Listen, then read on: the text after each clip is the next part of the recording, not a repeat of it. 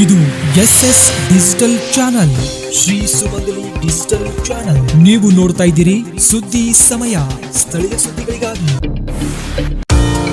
ಸುದ್ದಿ ಸಮಯದ ಪ್ರಾಯೋಜಕರು Mahalakshmi jewellers, gold hub, main road, Kalaburagi ಮತ್ತು ಅರುಜೀವ Kalaburagi. Welcome to Arujiva. Experience holistic wellness through Ayurveda, naturopathy, yoga, dhyan, and satsang. A state-of-the-art gym, serene wellness spaces, a refreshing swimming pool, comfortable accommodations, and a sprawling 30-acre green farm provides everything you need for your healing. Come, heal, and rediscover yourself. Arujiva, where ancient wisdom meets modern wellness.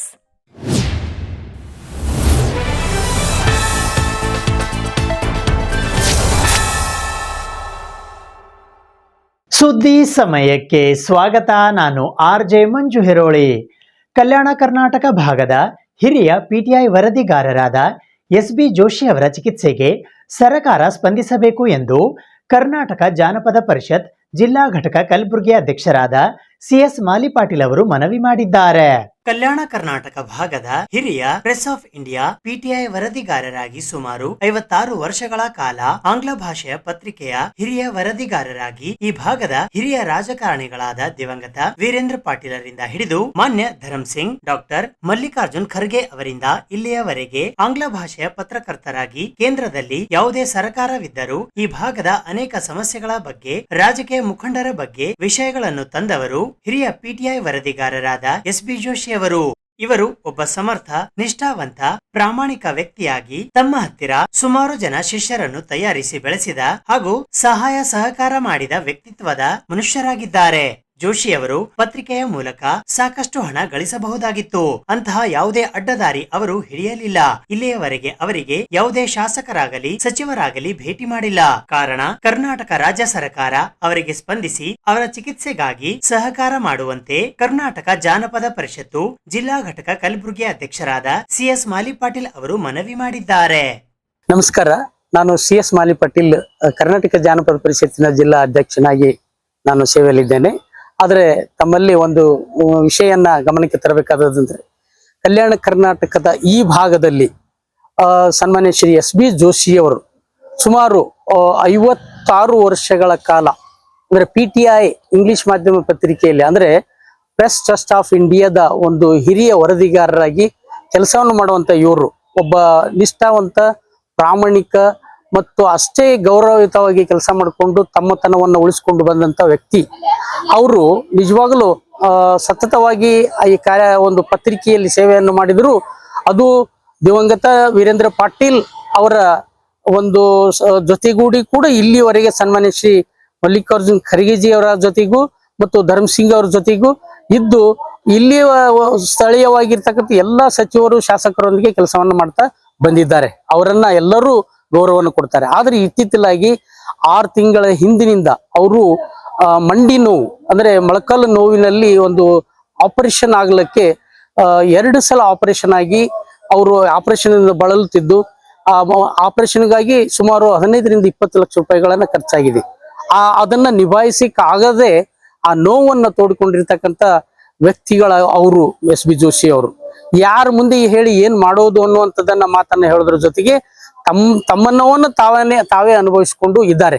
ಆದ್ರೆ ಅಚಾನಕ್ ಆಗಿ ನಾನು ಅವರನ್ನು ಭೇಟಿ ಮಾಡಿದಾಗ ಆ ನೋವನ್ನ ಹೇಳ್ಕೊಳ್ಳುವಂತ ರೀತಿಯಲ್ಲಿ ನೋಡಿದಾಗ ನನಗೆ ಬಹಳ ಕೆಟ್ಟ ನೋವು ಅನಿಸ್ತು. ಇಂಥ ಒಬ್ಬ ಪ್ರಾಮಾಣಿಕ ವ್ಯಕ್ತಿ ಈ ಭಾಗದಲ್ಲಿ ಹೆಸರು ಮಾಡಿರ್ತಕ್ಕಂಥವ್ರು ಇಲ್ಲಿ ಭಾಗದ ಸಮಸ್ಯೆಗಳನ್ನಾಗಲಿ, ರಾಜಕೀಯ ನಾಯಕರನ್ನಾಗಲಿ, ಇತರ ವ್ಯಕ್ತಿಗಳನ್ನ ಕೇಂದ್ರ ಸರ್ಕಾರದ ಗಮನಕ್ಕೆ, ಹಿಂದಿನಿಂದನೂ ಕೇಂದ್ರ ಸರ್ಕಾರದ ಗಮನಕ್ಕೆ, ರಾಜ್ಯ ಸರ್ಕಾರದ ಗಮನಕ್ಕೆ ತಂದಿರ್ತಕ್ಕಂಥ ವಿಷಯಗಳನ್ನ ನೋಡಿದಾಗ ಅವರು ರಾಜ್ಯ ಮಟ್ಟದಲ್ಲಿ, ಕೇಂದ್ರ ಮಟ್ಟದಲ್ಲಿ ಒಳ್ಳೆ ಕೆಲಸವನ್ನ ಮಾಡ್ತಾ ಬಂದಿದ್ದಾರೆ.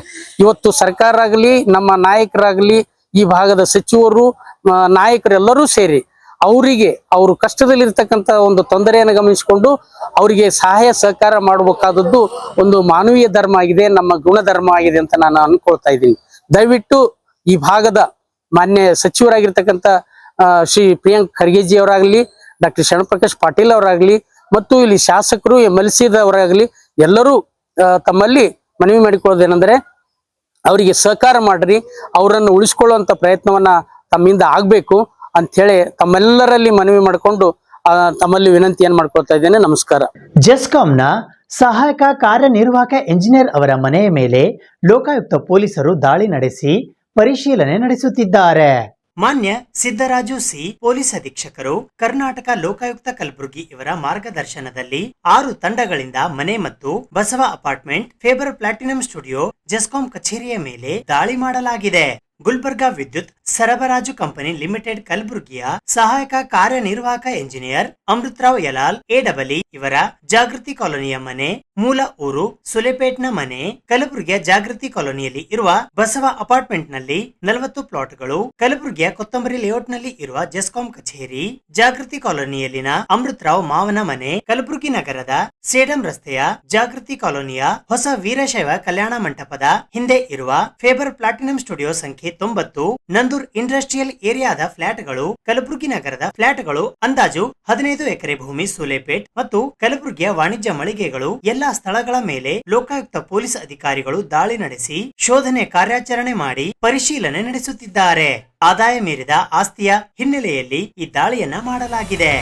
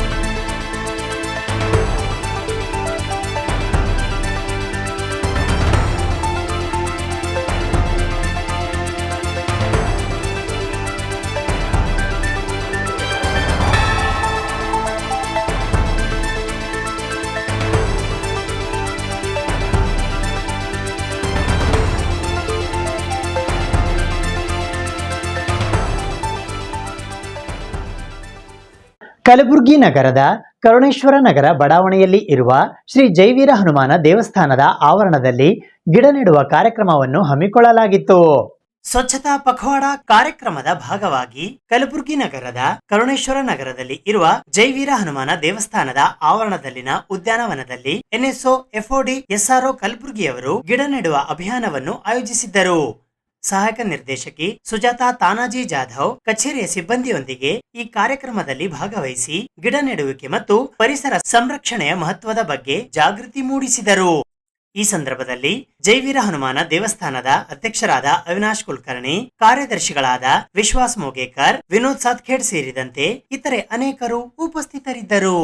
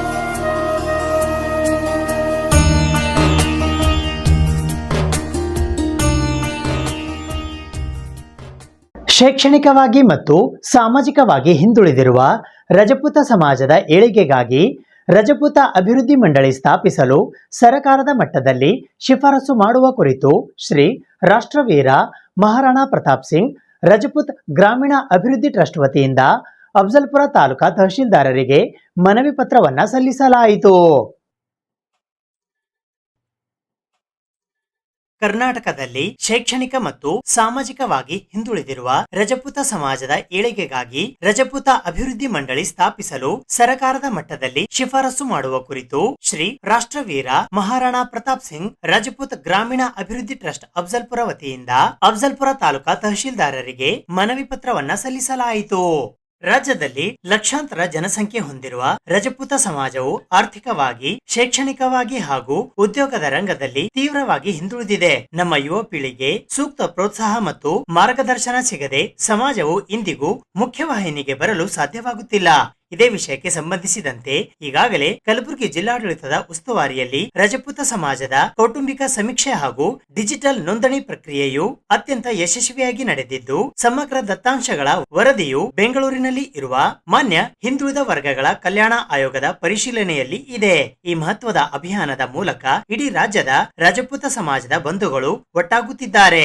ಕಲಬುರಗಿ ಜಿಲ್ಲೆಯಲ್ಲಿ ಆರಂಭವಾಗಿರುವ ಈ ಪ್ರಕ್ರಿಯೆಗೆ ಪೂರಕವಾಗಿ ಈಗ ನಮ್ಮ ಅಫ್ಜಲ್ಪುರ ರಜಪೂತ ಬಾಂಧವರು ಸಹ ಧ್ವನಿಗೂಡಿಸುತ್ತಿದ್ದೇವೆ. ಆದ್ದರಿಂದ ನಮ್ಮ ಸಮಾಜದ ಸಮಗ್ರ ಅಭಿವೃದ್ಧಿಗಾಗಿ ರಜಪೂತ ಅಭಿವೃದ್ಧಿ ಮಂಡಳಿಯನ್ನು ತಕ್ಷಣವೇ ಸ್ಥಾಪಿಸಲು ಮಾನ್ಯ ಮುಖ್ಯಮಂತ್ರಿಗಳಿಗೆ, ಹಿಂದುಳಿದ ವರ್ಗಗಳ ಕಲ್ಯಾಣ ಇಲಾಖೆಯ ಸಚಿವರಿಗೆ ಮತ್ತು ಹಿಂದುಳಿದ ವರ್ಗಗಳ ಆಯೋಗಕ್ಕೆ ಜಿಲ್ಲಾಡಳಿತ, ತಾಲೂಕಾ ಆಡಳಿತದ ಪರವಾಗಿಯೂ ತುರ್ತು ಶಿಫಾರಸು ಪತ್ರವನ್ನು ಕಳುಹಿಸಿಕೊಡಬೇಕಾಗಿ ಶ್ರೀ ರಾಷ್ಟ್ರವೀರ ಮಹಾರಾಣಾ ಪ್ರತಾಪ್ ಸಿಂಗ್ ರಾಜಪೂತ್ ಗ್ರಾಮೀಣ ಅಭಿವೃದ್ಧಿ ಟ್ರಸ್ಟ್ ಅಫ್ಜಲ್ಪುರದ ವತಿಯಿಂದ ಅಫ್ಜಲ್ಪುರ ತಾಲೂಕಿನ ತಹಶೀಲ್ದಾರರಿಗೆ ಮನವಿ ಪತ್ರ ಸಲ್ಲಿಸುವ ಮೂಲಕ ಗೌರವಪೂರ್ವಕವಾಗಿ ವಿನಂತಿಸಲಾಯಿತು. ಅಫ್ಜಲ್ಪುರ ತಾಲೂಕಿನಲ್ಲಿ ರಜಪೂತ ಸಮಾಜವು ಒಟ್ಟು ಸುಮಾರು 5,000ವರೆಗೆ ಜನಸಮುದಾಯವಿದ್ದು, ಸಮಾಜದಲ್ಲಿ ಮತ್ತು ಕ್ಷತ್ರಿಯ ಒಳಪಂಗಡಗಳ ಸಮುದಾಯದಲ್ಲಿ ಯಾರಾದರೂ ಮರಣ ಹೊಂದಿದರೆ ಅವರ ಅಂತ್ಯಕ್ರಿಯೆ ಸುಡುವ ಮೂಲಕ ನೆರವೇರಿಸಲಾಗುವುದು.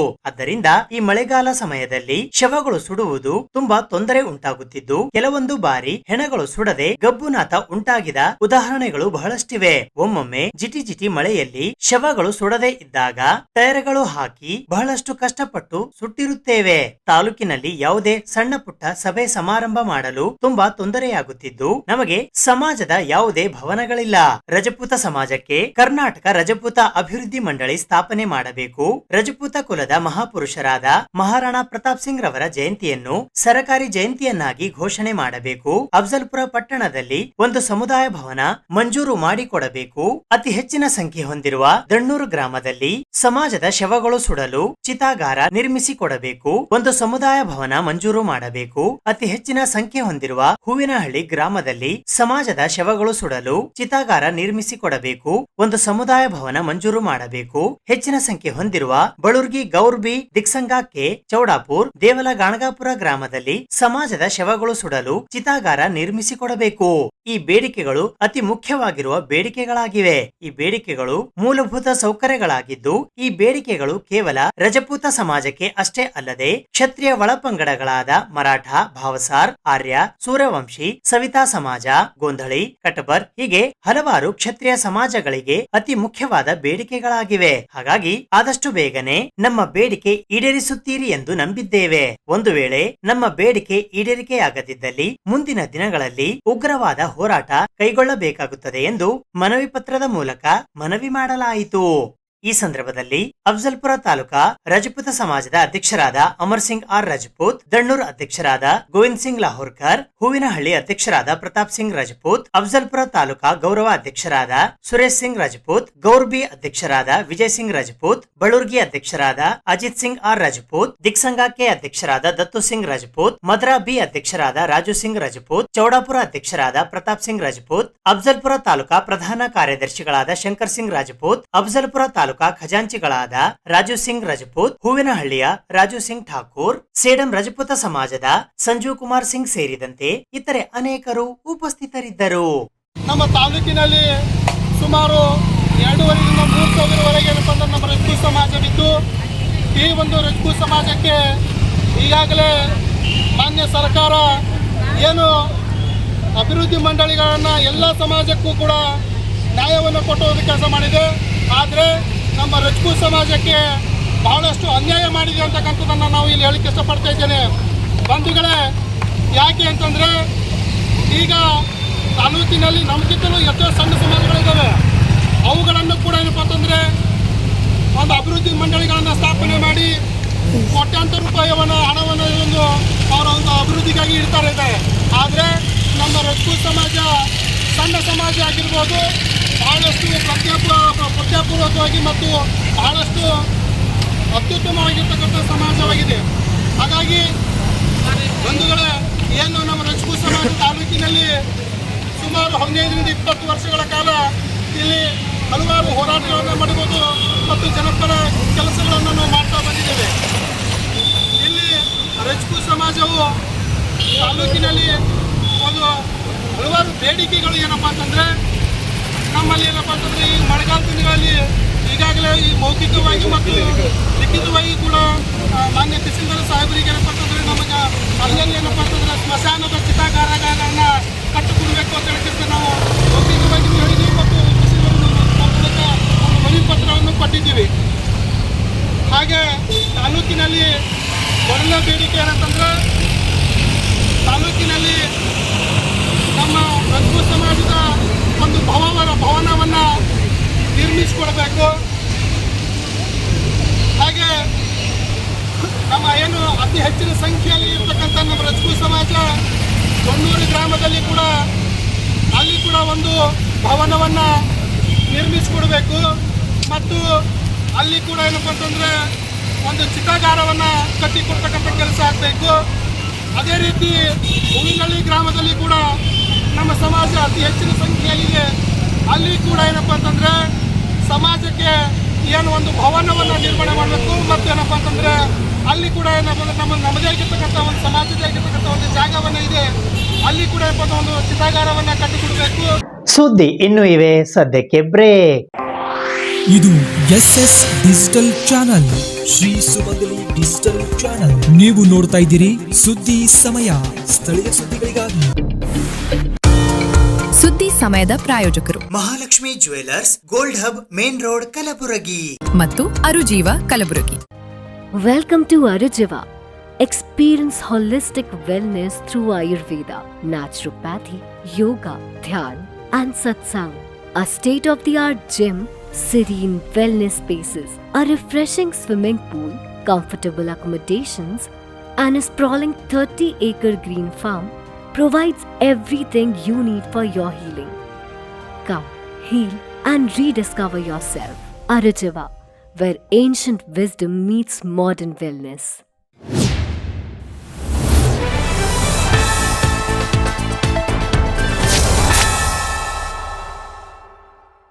ಮಾಜಿ ಸಚಿವರಾದ ಪ್ರಮೋದ್ ಮಧ್ವರಾಜ್ ಅವರು ಇಂದು ಕಲಬುರಗಿ ನಗರದ ಭಾರತೀಯ ಜನತಾ ಪಕ್ಷದ ಕಾರ್ಯಾಲಯದಲ್ಲಿ ಪತ್ರಿಕಾಗೋಷ್ಠಿಯನ್ನು ನಡೆಸಿದರು.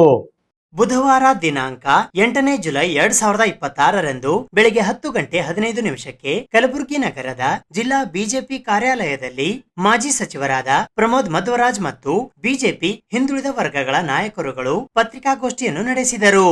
ಜಾತಿ ಜನಗಣತಿ ಬದ್ಧತೆಯ ರಾಜಕಾರಣದ ಕೊರತೆಯಿಂದ ಹಿಂದುಳಿದ ವರ್ಗಗಳಿಗೆ ಅನ್ಯಾಯವಾಗಿದೆ ಎಂದು ಈ ಪತ್ರಿಕಾಗೋಷ್ಠಿಯ ಮೂಲಕ ಅಸಮಾಧಾನ ವ್ಯಕ್ತಪಡಿಸಲಾಯಿತು. ಈ ಪತ್ರಿಕಾಗೋಷ್ಠಿಯಲ್ಲಿ ಅವಣ್ಣ ಮ್ಯಾಕೇರಿ, ವೆಂಕಟೇಶ್ ಉಪ್ಪಾರ್, ಈರಣ್ಣ ಹಡಪದ್, ಸುಭಾಷ್ ಗುತ್ತೇದಾರ್, ಶರಣಪ್ಪ ತಳವಾರ್, ಲಿಂಗರಾಜ್ ಬಿರಾದಾರ್, ವಿದ್ಯಾಧರ್ ಮಂಗಳೂರ್, ನಿಂಗಣ್ಣ ಹುಳುಗುಳ್ಕರ್, ದೇವೇಂದ್ರ ಮುತುಕೋಡ್, ಶರಣಗೌಡ ಪಾಟೀಲ್, ಬಸವರಾಜ್ ಗುಂಡಲಗೇರಿ, ರೇವಣಸಿದ್ದಪ್ಪ ಸಂಕಾಲಿ ಸೇರಿದಂತೆ ಇತರೆ ಅನೇಕರು ಉಪಸ್ಥಿತರಿದ್ದರು. ಯಾವ ರೀತಿಯಲ್ಲಿ ಕಾಂಗ್ರೆಸ್ ಪಕ್ಷ ಮತ್ತು ವಿಶೇಷವಾಗಿ ಸಿದ್ದರಾಮಯ್ಯನವರು ಹಿಂದುಳಿದ ವರ್ಗದ ಒಂದು ರಕ್ಷಕರು, ನಾವು ಹಿಂದುಳಿದ ವರ್ಗದವರ ಅಭಿವೃದ್ಧಿಯ ಹರಿಕಾರರು ನಾವು ಅಂತ ಬಿಂಬಿಸಿಕೊಂಡು ಬಂದು ಹಿಂದುಳಿದ ವರ್ಗದವರ ವೋಟನ್ನು ಪಡೆದು ಅಧಿಕಾರಕ್ಕೆ ಬಂದು ಯಾವ ರೀತಿಯಲ್ಲಿ ಈ ರಾಜ್ಯದ 35% ಕ್ಯಾಟಗರಿ 1 ಮತ್ತು ಕ್ಯಾಟಗರಿ 2 ಪ್ರವರ್ಗ 1 ಮತ್ತು ಪ್ರವರ್ಗ 2 35% ಜನಸಂಖ್ಯೆ ಇರತಕ್ಕಂಥ OBCಗಳು ಮತ್ತು ಮೋಸ್ಟ್ ಬ್ಯಾಕ್ವರ್ಡ್ ಅತಿ ಹಿಂದುಳಿದ ಸಮಾಜವನ್ನು ಯಾವ ರೀತಿಯಲ್ಲಿ ವಂಚನೆ ಮಾಡ್ಕೊಂಡು ಬಂದಿದ್ದಾರೆ, ಯಾವ ರೀತಿಯಲ್ಲಿ ಮೋಸ ಮಾಡ್ಕೊಂಡು ಬಂದಿದ್ದಾರೆ ಎಂಬುದರ ಬಗ್ಗೆ ಇವತ್ತಿನ ಪತ್ರಿಕಾಗೋಷ್ಠಿಯನ್ನು ನಾವು ನಡೆಸ್ತಾ ಇದ್ದೇವೆ. ಸಿದ್ದರಾಮಯ್ಯನವರು ಮುಖ್ಯಮಂತ್ರಿಗಳಾದಾಗ 2014ರಲ್ಲಿ ಜಾತಿ ಜನಗಣತಿ ಮಾಡ್ತೀನಿ ಅಂತಕ್ಕಂಥ ಒಂದು ದೊಡ್ಡ ಘೋಷಣೆಯನ್ನು ಮಾಡಿದರು.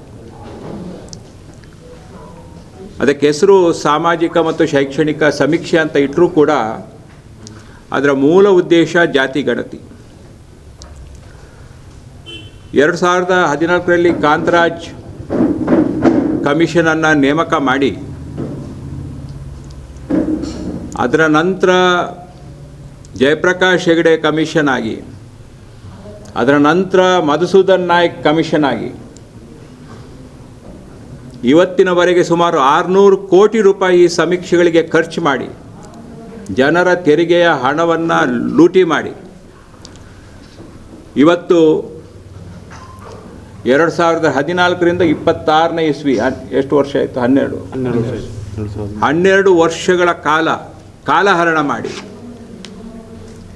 ಫಲಿತಾಂಶ ಏನು ಅಂತ ಕೇಳಿದ್ರೆ ದೊಡ್ಡ ಶೂನ್ಯ ಫಲಿತಾಂಶವನ್ನು ಹಿಂದುಳಿದ ವರ್ಗದವರ ಏಳಿಗೆ ಮಾಡ್ತೀವಿ ಅಂತ ಹೇಳಿ ಹಿಂದುಳಿದ ವರ್ಗದವರಿಗೆ ದ್ರೋಹ ಮಾಡಿದಂಥ ಸಿದ್ದರಾಮಯ್ಯನವರನ್ನು ಖಂಡಿಸಬೇಕು ಅಂತ ನಾವು ಈ ಪತ್ರಿಕಾಗೋಷ್ಠಿಯನ್ನು ಮಾಡಿದ್ದೇವೆ. ಕೊನೆಗೆ 2 ರಾಜ್ಯಗಳಲ್ಲಿ ಇದೇ ಸಮೀಕ್ಷೆಯನ್ನು ಮಾಡಿದರು. ಬಿಹಾರದಲ್ಲಿ ನಿತೀಶ್ ಕುಮಾರ್ ಮಾಡಿದರು ಮತ್ತು ತೆಲಂಗಾಣದಲ್ಲಿ ಕಾಂಗ್ರೆಸ್ ಪಕ್ಷಕ್ಕೆ ಸೇರಿದಂಥ ರೇವಂತ್ ರೆಡ್ಡಿ ಅವರು ಮಾಡಿದರು. ಒಂದೇ ವರ್ಷದೊಳಗೆ ಸಮೀಕ್ಷೆ ಮುಗಿಸಿ ವರದಿಯನ್ನು ಸ್ವೀಕಾರ ಮಾಡಿ they have both taken it to the logical end. ತಾರ್ಕಿಕ ಅಂತ್ಯಕ್ಕೆ ತಲುಪಿಸುವ ಕೆಲಸ ನಿತೀಶ್ ಕುಮಾರ್ ಅವರು, ರೇವಂತ್ ರೆಡ್ಡಿ ನಮ್ಮ ಪಕ್ಷ ಅಲ್ಲ, ಆದರೆ ಗುಣಕ್ಕೆ ಮತ್ಸರಿಲ್ಲ. ಅಂಥವರು ಮಾಡಿದಾಗ ಸಿದ್ದರಾಮಯ್ಯನವರು ಅವರ ಉದ್ದೇಶ ಇದ್ದದ್ದು ತಾನು ದೇವರಾಜ ಅರಸ್ ಅವರ ದಾಖಲೆಯನ್ನು ಮುರಿದು ಕರ್ನಾಟಕದಲ್ಲಿ ಅತಿ ದೀರ್ಘಾವಧಿಯ ಮುಖ್ಯಮಂತ್ರಿ ಅಂತಕ್ಕಂಥ ಹೆಗ್ಗಳಿಕೆ ಪಡೀಬೇಕು ಅಂತಕ್ಕಂಥ ದೃಷ್ಟಿಯಿಂದ ಹಿಂದುಳಿದ ವರ್ಗದ ಮಾಡಿದಕ್ಕಂಥ ಏನು ದ್ರೋಹ ಇದೆ ಅದರ ಬಗ್ಗೆ ನಾವು ಖಂಡಿಸಿ ಇವತ್ತು ಭಾರತೀಯ ಜನತಾ ಪಕ್ಷದವರು ನಾವು ಈ ಒಂದು ಪತ್ರಿಕಾಗೋಷ್ಠಿಯನ್ನು ನಡೆಸ್ತಾ ಇದ್ದೇವೆ. ಸಿದ್ದರಾಮಯ್ಯನವರಿಗೆ ಈ ಜಾತಿ ಸಮೀಕ್ಷೆಯ ವರದಿ ನೆನಪಾಗುವುದು ಅವರ ಕುರ್ಚಿ ಸ್ವಲ್ಪ ಅಲ್ಲಾಡ್ಲಿಕ್ಕೆ ಶುರು ಆದಾಗ ಮಾತ್ರ. ಏನಾದರೂ ಸ್ವಲ್ಪ ಕುರ್ಚಿ ಅಲ್ಲಾಡ್ತದಂದರೆ ಇದನ್ನು ಮೇಲಕ್ಕೆ ಎತ್ತಿ ಬಿಡ್ತಾರೆ. ಕೊನೆಗೆ ಅವ್ರ ಕುರ್ಚಿಯೇ ಹೊರಟೋಯ್ತು.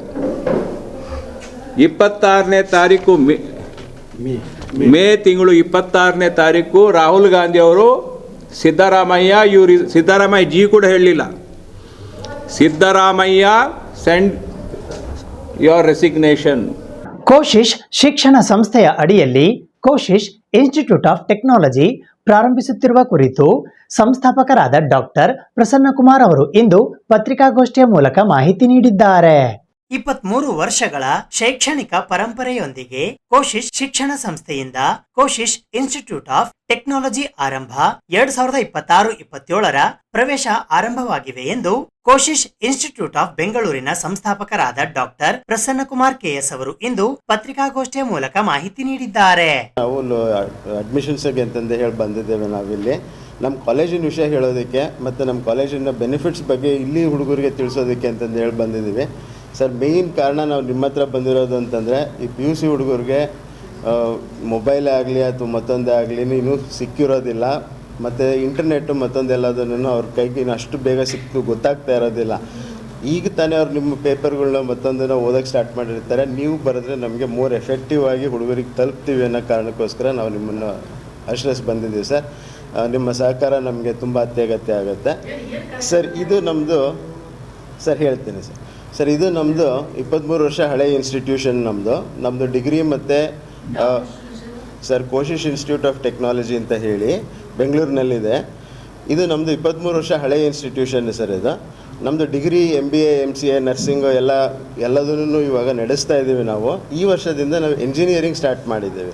ಎಂಜಿನಿಯರಿಂಗಲ್ಲಿ computer science, information science, artificial intelligence ಮತ್ತು EC ಕೋರ್ಸಸ್ಸನ್ನು ಇಟ್ಟಿದ್ದೀವಿ ಸರ್. ಮೇಯ್ನ್ ಕಾರಣ ನಾವು ಇಲ್ಲಿವರೆಗೂ ಬಂದಿರೋದು ಅಂತಂದರೆ ನಮ್ಮ ಕರ್ನಾಟಕದ ಮಕ್ಕಳಿಗೆ ಈ ಕಡೆ ಸೈಡ್ ಭಾಗದ ಹುಡುಗರಿಗೆ ನಾವು ಕೆಲವು ಕನ್ಸೆಷನ್ಸನ್ನು ಕೊಡ್ತಾ ಇದ್ದೇವೆ.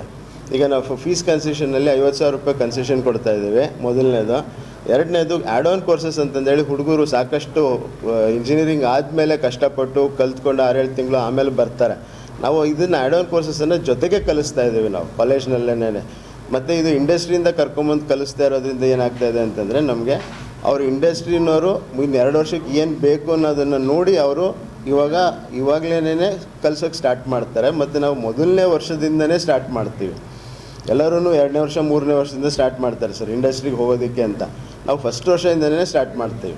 ಸೊ ಅದರಿಂದ ಏನಾಗುತ್ತೆ, ಹುಡುಗರಿಗೆ ಸ್ವಲ್ಪ ಟೈಮ್ ಸಿಗುತ್ತೆ ಪಿಕಪ್ ಆಗೋದಕ್ಕೆ. ಎಸ್ಪೆಷಲಿ ರೂರಲ್ ಹುಡುಗರಿಗೆ ತೊಂದರೆ ಆಗುತ್ತೆ, ಬೆಂಗಳೂರಿಗೆ ಬಂದಿರೋರು. ಯಾಕೆಂದರೆ ನಾನೇ ಪ್ರೊಫೆಸರ್, 23 ವರ್ಷದಿಂದ ನಾನೇ ಪ್ರೊಫೆಸರು, HOD ಎಲ್ಲ ಆಗಿದ್ದೆ. ಸೊ ಹಾಗಾಗಿ ನಾವು ನೋಡಿರೋದ್ರಿಂದ ಆದಷ್ಟು ನಾವು ಫಸ್ಟ್ ಇಯರಿಂದನೇ ಸ್ಟಾರ್ಟ್ ಮಾಡಿಕೊಂಡು 4ನೇ ವರ್ಷಕ್ಕೆ ಹುಡುಗ ಬರೋಷ್ಟೊತ್ತಿಗೆ ಅವ್ನು ಕಂಪ್ಲೀಟಾಗಿ ರೆಡಿಯಾಗಿರಬೇಕು. ಯಾವುದಕ್ಕೆ, ಇಂಟರ್ವ್ಯೂಗೆ. ಅವನನ್ನು ಮಾತಾಡಿಸಿದರೆ ಹೌದಪ್ಪ ಈ ಹುಡುಗ ಬುದ್ಧಿವಂತ ಇದ್ದಾನೆ ಅಂತ ಅನಿಸೋ ಅಷ್ಟರ ಮಟ್ಟಿಗೆ ನಾವು ರೆಡಿ ಮಾಡೋದಕ್ಕೆ ಅಂತಂದೇಳಿ ಮಾಡ್ತಾಯಿದ್ದೀವಿ. ಸೊ ನಮ್ಮ ಕಾಲೇಜ್ನಲ್ಲಿ ಸರ್ ನಾವು ಅತಿ ಬುದ್ಧಿವಂತರನ್ನ ತೊಗೊಂಡೋಗಿ ಆ ಹುಡುಗರನ್ನ ಮತ್ತೆ ನಾವು ಭಾಳ ಬುದ್ಧಿವಂತ ಮಾಡಿದ್ದೀನಿ ನನ್ನಂತ ನಾವು ತೋರಿಸೋ ಪ್ರಯತ್ನ ಮಾಡ್ತಾಯಿಲ್ಲ. ನಾವು ಕೆಲವು ಸ್ಪೆಸಿಫಿಕ್ ಮೆಮೊರಿ ಮೆಥಡ್ಸ್ ಅಂತಂದೇ ಹೇಳಿ, ಪ್ರೂವ್ಡ್ ಮೆಥಡ್ಸ್ ಅಂತಂದೇ ಹೇಳಿ ನಾವು ಅವನ್ನು ನಮ್ಮ ಇಂಜಿನಿಯರಿಂಗಲ್ಲಿ ಅಳವಡಿಸ್ಕೊತಾ ಇದ್ದೀವಿ. ಇವತ್ತಿನವರೆಗೂ ಯಾರು ಅಳವಡಿಸ್ಕೊಂಡಿಲ್ಲ ಸರ್ ಮೆಮೊರಿ ಮೆಥಡ್ಸನ್ನು. ಜುಲೈ 10ರಂದು ಕಲಬುರಗಿ ನಗರದ ಡಾಕ್ಟರ್ SM ಪಂಡಿತ್ ರಂಗಮಂದಿರದಲ್ಲಿ ಜಯ ಕರ್ನಾಟಕ ಸಂಘಟನೆಯ ವತಿಯಿಂದ ವಿದ್ಯಾರ್ಥಿ ರತ್ನ ಪ್ರಶಸ್ತಿ ಪ್ರದಾನ ಸಮಾರಂಭ ಹಮ್ಮಿಕೊಳ್ಳಲಾಗಿದೆ ಎಂದು ಮಲ್ಲಿಕಾರ್ಜುನ್ ಸಾರವಾಡ್ ಅವರು ತಿಳಿಸಿದ್ದಾರೆ. ಜಯ ಕರ್ನಾಟಕ ಸಂಘಟನೆಯ ವತಿಯಿಂದ ವಿವಿಧ ಕ್ಷೇತ್ರಗಳಲ್ಲಿ ಗಣನೀಯ ಸಾಧನೆ ಮಾಡಿದ ಸಾಧಕರಿಗೆ ಸತ್ಕಾರ ಹಾಗೂ 2025-26ನೇ ಶೈಕ್ಷಣಿಕ ಸಾಲಿನಲ್ಲಿ ಕಲಬುರಗಿ ಜಿಲ್ಲೆಯಲ್ಲಿ 10ನೇ ತರಗತಿಯಲ್ಲಿ ಅತ್ಯುನ್ನತ ಅಂಕ ಪಡೆದು ತೇರ್ಗಡೆಯಾಗಿ ರಾಷ್ಟ್ರ ನಿರ್ಮಾಣದ ಕನಸನ್ನು ಹೊತ್ತಿರುವ ಪ್ರತಿಭಾನ್ವಿತ ವಿದ್ಯಾರ್ಥಿಗಳಿಗೆ ಪುರಸ್ಕಾರ ಹಾಗೂ ವಿದ್ಯಾರ್ಥಿ ರತ್ನ ಪ್ರಶಸ್ತಿ ಪ್ರದಾನ ಸಮಾರಂಭವು ಶುಕ್ರವಾರ ದಿನಾಂಕ 10ನೇ ಜುಲೈ 2026ರಂದು ಬೆಳಗ್ಗೆ 11 ಗಂಟೆಗೆ ಕಲಬುರಗಿ ನಗರದ ಡಾಕ್ಟರ್ SM ಪಂಡಿತ್ ರಂಗಮಂದಿರದಲ್ಲಿ ಹಮ್ಮಿಕೊಳ್ಳಲಾಗಿದೆ ಎಂದು ಜಯ ಕರ್ನಾಟಕ ಸಂಘಟನೆಯ ಕಲಬುರಗಿ ವಿಭಾಗೀಯ ಉಸ್ತುವಾರಿಗಳು ಹಾಗೂ ಜಿಲ್ಲಾಧ್ಯಕ್ಷರಾದ ಮಲ್ಲಿಕಾರ್ಜುನ್ ಎಸ್ ಸಾರವಾಡ್ ಅವರು ಇಂದು ಪತ್ರಿಕಾಗೋಷ್ಠಿಯ ಮೂಲಕ ಮಾಹಿತಿ ನೀಡಿದ್ದಾರೆ. ವಿವಿಧ ಕ್ಷೇತ್ರಗಳಲ್ಲಿ ಸಾಧನೆಗೈದಂತ ಒಂದು ಸಾಧಕರಿಗೆ ಒಂದು ಪ್ರಶಸ್ತಿ ವಿತರಣೆ ಮತ್ತು ಸತ್ಕಾರ ಕಾರ್ಯಕ್ರಮ, ಅದರೊಂದಿಗೆ ಕಲಬುರಗಿ ಜಿಲ್ಲೆಯ ಈ ಸರ್ಕಾರಿ ಶಾಲೆಯಲ್ಲಿ ಕಲಿತಿರುವಂಥ ಮಕ್ಕಳಿಗೆ ಮತ್ತು ಅತಿ ಹೆಚ್ಚು ಅಂಕವನ್ನು ತಗೊಂಡಂಥ ವಿದ್ಯಾರ್ಥಿಗಳಿಗೆ ಜಯ ಕರ್ನಾಟಕ ಸಂಘಟನೆ ವತಿಯಿಂದ ನಾವು ಒಂದು ವಿದ್ಯಾರ್ಥಿ ರತ್ನ ಪ್ರಶಸ್ತಿ ಅಂತಕ್ಕಂಥ ಕಾರ್ಯಕ್ರಮ ಸುಮಾರು ಒಂದು 14 ವರ್ಷಗಳಿಂದ ನಾವು ಮಾಡ್ಕೊಂಡ್ಬಂದಿದ್ದೀವಿ. ಯಾಕಂದರೆ ಇದು ಮಾಡಲು ಮೇನ್ ಉದ್ದೇಶ ಏನಪ್ಪ ಅಂತ ಕೇಳಿದ್ರೆ, ಇವತ್ತು ವಿದ್ಯಾರ್ಥಿಗಳನ್ನು ನಾವು ಸಮಾನವಾಗಿ ಕಾಣಬೇಕಾಗಿದೆ. ಒಂದು ಸಂಸ್ಥೆಯಲ್ಲಿ ಮಕ್ಕಳು ಓದಿ ಒಂದು ಅತಿ ಹೆಚ್ಚು ಅಂಕವನ್ನು ತಗೊಂಡು ತೆರಗಡೆ ಆದರೆ ಕೇವಲ ಆ ಸಂಸ್ಥೆಯವರು ಆ ಮಕ್ಕಳಿಗೆ ಮಾತ್ರ ಮಾಡ್ತಾರೆ. ಇವತ್ತು ಸರ್ಕಾರಿ ನೌಕರಿ ತಗೊಳ್ಳೋಣ, ಅವರು ಸಹ ಆ ಮಕ್ಕಳಿಗೆ ಏನು ಮಾಡ್ತಾರಪ್ಪ, ಅವರು ಅದರಲ್ಲಿ ಹೆಚ್ಚು ಅಂಕ ತಗೊಂಡು ಪಾಸ್ ಆಗಿದ್ರೆ ಕೇವಲ ಸರ್ಕಾರಿ ನೌಕರಿ ಮಕ್ಕಳಿಗೆ ಮಾತ್ರ ಆ ನೌಕರದವ್ರು ಮಾಡ್ತಾರೆ. ಒಂದೊಂದು ಸಮಾಜಗಳ ತೊಗೊಂಡು ಹೀಗೆಲ್ಲ ಮಾಡೋದ್ರಲ್ಲಿ ಇದನ್ನು ನಾವು ಅರ್ಥಕೊಂಡು ಇವತ್ತು ವಿದ್ಯಾರ್ಥಿಗಳಂದರೆ ಒಂದೇ ಅಂತಕ್ಕಂಥ ದಿಶೆಯಲ್ಲಿ ಜಿಲ್ಲೆಯಲ್ಲಿ ಇವತ್ತು ಯಾರೇ ಇರಲಿ ಎಲ್ಲರನ್ನ ಸಹ ಒಂದು ಹೆಚ್ಚು ಅಂಕಗಳನ್ನು ತಗೊಂಡವ್ರನ್ನ ಅವರನ್ನು ಸಂಪರ್ಕ ಮಾಡಿ ಒಂದು ಉನ್ನತ ಅಧಿಕಾರಿ ಇವತ್ತು IAS ಇರ್ಬೋದು, IPS ಇರ್ಬೋದು, ಚಿಂತಕರು ಇರ್ಬೋದು, ಒಬ್ಬ ದೇಶದ ಚಿಂತನೆ ಮಾಡ್ತಕ್ಕಂಥ ಗುರುಗಳು, ಇವರೆಲ್ಲ ನೇತೃತ್ವದಲ್ಲಿ ಅವರನ್ನು ಕರೆಸಿ ಅವರಿಗೆ ಒಂದು ಪ್ರಶಸ್ತಿ ವಿತರಣೆ ಮಾಡೋದ್ರ ಜೊತೆಗೆ ಇನ್ನೊಬ್ಬರಿಗೆ ಪ್ರೇರಣೆ ಆಗಲಿ ಅಂತಕ್ಕಂಥ ಒಂದು ವಿಚಾರವನ್ನು ಇಟ್ಕೊಂಡು ಇವತ್ತು ಒಂದು ಕಾರ್ಯಕ್ರಮ ಮಾಡ್ತಾಯಿದ್ವಿ. ಈ ಕಾರ್ಯಕ್ರಮ ಸುಮಾರು ಒಂದು 13 ವರ್ಷಗಳಿಂದ ನಡ್ಕೊಂಡು ಬರ್ತಾ ಇದೆ. ಅವತ್ತಿನ ಕಾರ್ಯಕ್ರಮದಲ್ಲಿ ಆ ಕಾರ್ಯಕ್ರಮದ ದಿವ್ಯ ಸಾನ್ನಿಧ್ಯವನ್ನು ವಹಿಸಲು ಏನಪ್ಪ ಅಂದರೆ ಜೈ ಭಾರತ್ ಮಾತಾ ಸೇವಾ ಸಮಿತಿಯ ರಾಷ್ಟ್ರೀಯ ಸಂಸ್ಥಾಪಕ ಅಧ್ಯಕ್ಷ ಆಗಿರುವಂಥ ಪರಮ ಪೂಜ್ಯ ಹವಾಮಲ್ಲಿನಾಥ್ ಮಹಾರಾಜರು ಅವತ್ತಿನ ಕಾರ್ಯಕ್ರಮದ ವೇದಿಕೆಯಲ್ಲಿ ದಿವ್ಯ ಸಾನ್ನಿಧ್ಯವನ್ನು ವಹಿಸ್ತಾ ಇದ್ದಾರೆ.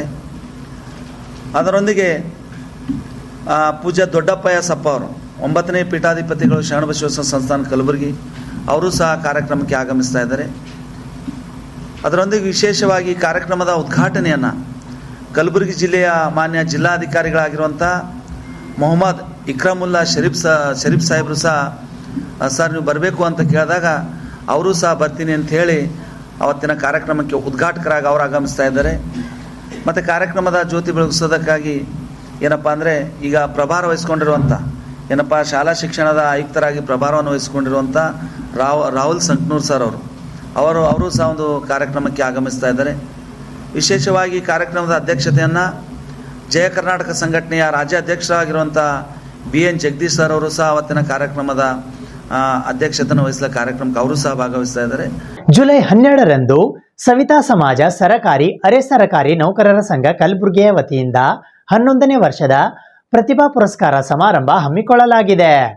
ಸವಿತಾ ಸಮಾಜ ಸರಕಾರಿ ಅರೆ ಸರಕಾರಿ ನೌಕರರ ಸಂಘ ಕಲಬುರಗಿಯ ವತಿಯಿಂದ ಎಸ್ಎಸ್ಎಲ್ಸಿ, ಪಿಯುಸಿ, ಸ್ನಾತಕ, ಸ್ನಾತಕೋತ್ತರ, ಡಾಕ್ಟರೇಟ್, ವಯೋನಿವೃತ್ತಿ, ನೂತನ ಸರಕಾರಿ ಸೇವೆಗೆ ಸೇರಿದ ಸಾಧಕರಿಗೆ ಸನ್ಮಾನ 11ನೇ ವರ್ಷದ ಪ್ರತಿಭಾ ಪುರಸ್ಕಾರ ಸಮಾರಂಭವು ರವಿವಾರ ದಿನಾಂಕ 12ನೇ ಜುಲೈ 2026ರಂದು ಬೆಳಿಗ್ಗೆ 10:30 ಗಂಟೆಗೆ ಕಲಬುರಗಿ ನಗರದ ಹಳೆ ಜೇವರ್ಗಿ ರಸ್ತೆಯ ಶ್ರೀ ವೆಂಕಟಗಿರಿ ಕಲ್ಯಾಣ ಮಂಟಪದಲ್ಲಿ ಹಮ್ಮಿಕೊಳ್ಳಲಾಗಿದೆ ಎಂದು ಪತ್ರಿಕಾಗೋಷ್ಠಿಯ ಮೂಲಕ ಇಂದು ಮಾಹಿತಿ ನೀಡಲಾಯಿತು.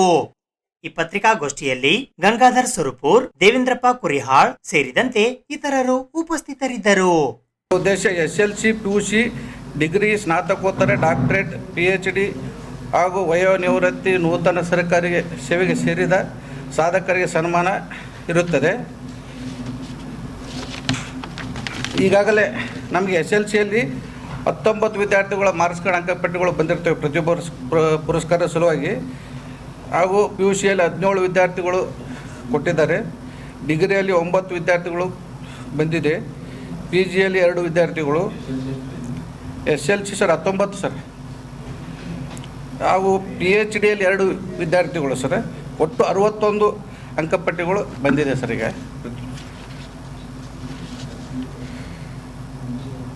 ಈ ಸಮಾರಂಭದ ದಿವ್ಯ ಸಾನ್ನಿಧ್ಯವನ್ನು ಪರಮ ಪೂಜ್ಯ ಶ್ರೀ ಶ್ರೀ ಸವಿತಾನಂದ ಮಹಾಸ್ವಾಮೀಜಿ ರಾಜ್ಯ ಸವಿತಾಪೀಠ ಮಹಾಸಂಸ್ಥಾನ ಕೊಂಚೂರು ಇವರು ದಿವ್ಯ ಸಾನ್ನಿಧ್ಯ ವಹಿಸಲಿದ್ದಾರೆ. ಉದ್ಘಾಟಕರು ಸನ್ಮಾನ್ಯ ಶ್ರೀ ಪ್ರಿಯಾಂಕ್ ಎಂ ಖರ್ಗೆ, ಗೃಹ ಮತ್ತು ಮಾಹಿತಿ ತಂತ್ರಜ್ಞಾನ, IT, BT, ಜೈವಿಕ ತಂತ್ರಜ್ಞಾನ ಮತ್ತು ಆಡಳಿತ ಸಚಿವರು, ಕರ್ನಾಟಕ ಸರ್ಕಾರ, ಬೆಂಗಳೂರು ಇವರು ಉದ್ಘಾಟಿಸಲಿದ್ದಾರೆ. ಮುಖ್ಯ ಅತಿಥಿಗಳು ಸನ್ಮಾನ್ಯ ಡಾಕ್ಟರ್ ಶರಣಪ್ರಕಾಶ್ ಪಾಟೀಲ್, ಉನ್ನತ ವೈದ್ಯಕೀಯ ಶಿಕ್ಷಣ ಸಚಿವರು ಮತ್ತು ಕೌಶಲ್ಯ ಅಭಿವೃದ್ಧಿ ಸಚಿವರು, ಕರ್ನಾಟಕ ಸರ್ಕಾರ, ಬೆಂಗಳೂರು ಇವರು ಭಾಗವಹಿಸಲಿದ್ದಾರೆ. ಹಾಗೂ ಸನ್ಮಾನ್ಯ ಶ್ರೀ ಅಲ್ಲಂಪ್ರಭು ಪಾಟೀಲ್, ಶಾಸಕರು, ದಕ್ಷಿಣ ಮತಕ್ಷೇತ್ರ, ಕಲಬುರಗಿ ಇವರು ಮುಖ್ಯ ಅತಿಥಿಗಳಾಗಿ ಆಗಮಿಸಲಿದ್ದಾರೆ. ಸನ್ಮಾನ್ಯ ಶ್ರೀಮತಿ ಖನಿಜಾ ಫಾತಿಮಾ ಬೇಗಂ, ಶಾಸಕರು, ಉತ್ತರ ಮತಕ್ಷೇತ್ರ, ಕಲಬುರಗಿ ಇವರು ಮುಖ್ಯ ಅತಿಥಿಗಳಾಗಿ ಭಾಗವಹಿಸಲಿದ್ದಾರೆ. ಸನ್ಮಾನ್ಯ ಶ್ರೀ ಬಸವರಾಜ್ ಮತ್ತಿಮೂಡ್, ಶಾಸಕರು, ಗ್ರಾಮೀಣ ಮತಕ್ಷೇತ್ರ, ಕಲಬುರಗಿ ಇವರು ಕೂಡ ಭಾಗವಹಿಸಲಿದ್ದಾರೆ. ಸನ್ಮಾನ್ಯ ಶ್ರೀ ತಿಪ್ಪಣ್ಣಪ್ಪ ಕಮಕನೂರು, ವಿಧಾನ ಪರಿಷತ್ ಸದಸ್ಯರು, ಕಲಬುರಗಿ ಇವರು ಕೂಡ ಭಾಗವಹಿಸಲಿದ್ದಾರೆ. ಸನ್ಮಾನ್ಯ ಶ್ರೀ ಕಿಶೋರ್ ಕುಮಾರ್ ಪುತ್ತೂರು, ವಿಧಾನ ಪರಿಷತ್ ಸದಸ್ಯರು, ಬೆಂಗಳೂರು ಇವರು ಕೂಡ ಆಗಮಿಸುತ್ತಿದ್ದಾರೆ. ಸನ್ಮಾನ್ಯ ಶ್ರೀ ಜಗದೇವ್ ಗುತ್ತೇದಾರ್, ವಿಧಾನ ಪರಿಷತ್ ಸದಸ್ಯರು, ಕಲಬುರಗಿ ಇವರು ಕೂಡ ಆಗಮಿಸುತ್ತಿದ್ದಾರೆ. ಸನ್ಮಾನ್ಯ ಡಾಕ್ಟರ್ MS ಮುತ್ತುರಾಜ್, ಅಧ್ಯಕ್ಷರು, ಸವಿತಾ ಸಮಾಜ ಅಭಿವೃದ್ಧಿ ನಿಗಮ, ಕರ್ನಾಟಕ ಸರ್ಕಾರ, ಬೆಂಗಳೂರು. ಹಾಗೂ ಸನ್ಮಾನ್ಯ ಶ್ರೀ ತೃಪ್ತಿ S ಲಾಕೆ, ಉಪಮೇಯರ್, ಮಹಾನಗರ ಪಾಲಿಕೆ, ಕಲಬುರಗಿ. ಹಾಗೂ ಸನ್ಮಾನ್ಯ ಶ್ರೀ KV ರಾಜಣ್ಣ, ರಾಜ್ಯಾಧ್ಯಕ್ಷರು, ಸವಿತಾ ಸಮಾಜ ಸರ್ಕಾರಿ ನೌಕರರ ಸಂಘ, ಬೆಂಗಳೂರು. ಸನ್ಮಾನ್ಯ ಶ್ರೀ ಅಜಯ್ ಕುಮಾರ್ M ದಾಮರಗಿದ್ದ ಸರ್, ಉಪನಿರ್ದೇಶಕರು, ಜಿಲ್ಲಾ ಕೇಂದ್ರ ಗ್ರಂಥಾಲಯ, ಧಾರವಾಡ. ಸನ್ಮಾನ್ಯ ಶ್ರೀ ಶಿವಮೂರ್ತಿ, ಕಾರ್ಯಾಧ್ಯಕ್ಷರು, ಸವಿತಾ ಸಮಾಜ ಸರ್ಕಾರಿ ನೌಕರರ ಸಂಘ, ಬೆಂಗಳೂರು. ಸನ್ಮಾನ್ಯ ಡಾಕ್ಟರ್ ಶರಣು S ಧನ್ವಾಡ್ಕರ್, ಮಕ್ಕಳ ತಜ್ಞರು, ಕಲಬುರಗಿ ಇವರು ಮುಖ್ಯ ಅತಿಥಿಗಳಾಗಿ ಭಾಗವಹಿಸಲಿದ್ದಾರೆ. ಇದು ಇವತ್ತಿನ ಸುದ್ದಿ ಸಮಯ. ಸ್ಥಳೀಯ ಸುದ್ದಿಗಳಿಗಾಗಿ ನೋಡ್ತಾ ಇರಿ ಸುದ್ದಿ ಸಮಯ. ನಿಮ್ಮ ನೆಚ್ಚಿನ ಸುದ್ದಿ ಸಮಯವನ್ನು ಡೆನ್ ಸೆಟಾಪ್ ಬಾಕ್ಸ್ನ ಚಾನಲ್ ಸಂಖ್ಯೆ 746ರಲ್ಲಿ ಪ್ರತಿದಿನ ರಾತ್ರಿ 9 ಗಂಟೆಗೆ, ಮರುಪ್ರಸಾರ ರಾತ್ರಿ 10 ಗಂಟೆಗೆ ಮತ್ತು ಮರುದಿನ ಬೆಳಿಗ್ಗೆ 8 ಗಂಟೆ ಮತ್ತು 9 ಗಂಟೆಗೆ ವೀಕ್ಷಿಸಬಹುದು. ಇದು SS ಡಿಜಿಟಲ್ ಚಾನಲ್, ಶ್ರೀ ಸುಮಂಗಲಿ ಡಿಜಿಟಲ್ ಚಾನಲ್. ನೀವು ನೋಡ್ತಾ ಇದ್ದೀರಿ ಸುದ್ದಿ ಸಮಯ, ಸ್ಥಳೀಯ ಸುದ್ದಿಗಳಿಗಾಗಿ. ಸುದ್ದಿ ಸಮಯದ ಪ್ರಾಯೋಜಕರು Mahalakshmi jewellers, gold hub, main road, Kalaburagi ಮತ್ತು ಅರುಜೀವ, Kalaburagi. Welcome to Arujiva. Experience holistic wellness through Ayurveda, naturopathy, yoga, dhyan, and satsang. A state-of-the-art gym, serene wellness spaces, a refreshing swimming pool, comfortable accommodations, and a sprawling 30-acre green farm provides everything you need for your healing. Come, heal and rediscover yourself. Arujiva, where ancient wisdom meets modern wellness.